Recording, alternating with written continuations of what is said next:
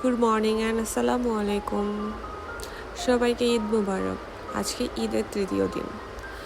বিশেষ কোনো দরকারের কারণে আমি বাড়ি থেকে খুব তাড়াতাড়ি চলে এসেছি ছুটি শেষ হওয়ার আগে, কারণ আমার কিছু জরুরি কাজ ছিল। তারপর ঘুম থেকে উঠে সকালবেলায় দেখলাম বাইরে আম গাছটার নতুন পাতা আসছে, সুন্দর না?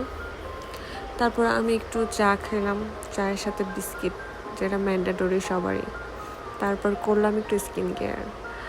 অনেক দিন স্কিন কেয়ার করা হয় না, মানে আমি যেরকম আগে ছিলাম এত যত্নশীল ছিলাম, প্রতিদিন স্কিন কেয়ার করতাম, প্রতিদিন নিজের খুব যত্ন করতাম, বাট এখন কেমন যেন হয়ে গেছে।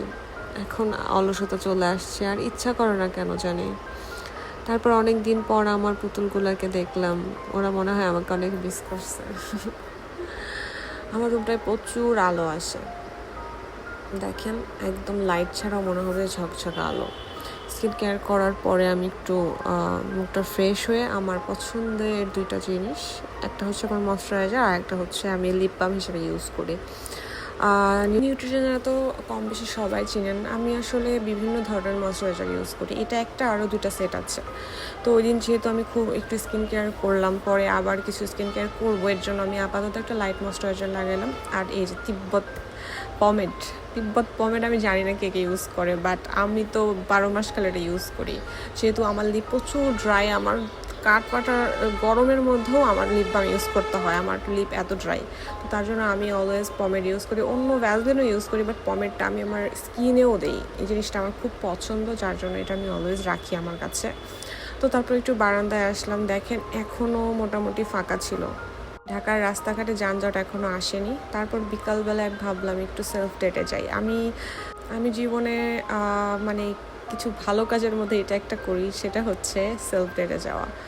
আমার কিছু কিছু জিনিস কেনা বাকি ছিল, সো আমি ভাবলাম যে তাহলে একটু হেঁটে আসি আর আমার জিনিসপত্রগুলোও কিনে নিয়ে আসি। তো আমি এখানে থাকি, আমার আশেপাশে যাওয়ার মধ্যে আমি একটা জায়গায় যাই, শাহাবুদ্দিন পার্ক, যে জায়গাটা আমি যে বসে থাকি, আইসক্রিম খাই, একটু হাঁটি, তারপর আবার চলে আসি। তো আমি ভাবলাম যেহেতু ঈদের ছুটি চলছে, মনে হয় আমি মোটামুটি ফাঁকা পাবো, বাট ওরে বাবা, আমি যেয়ে দেখলাম এত পরিমাণ ভিড়। আর তারপর ওই দিন অনেক গরমও পড়তেছিল, আমি বেশিক্ষণ ওখানে থাকতে পারিনি।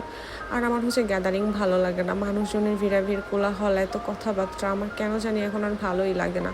আমার মনে হয় চুপচাপ একা আমি একটা জায়গায় বসে থাকবো নিরিবিলি, খুব ভাল লাগে আমার। তো এই আশাতেই আমি গিয়েছিলাম, বাট এত ভিড়, দেখেন কি পরিমাণ মানুষ।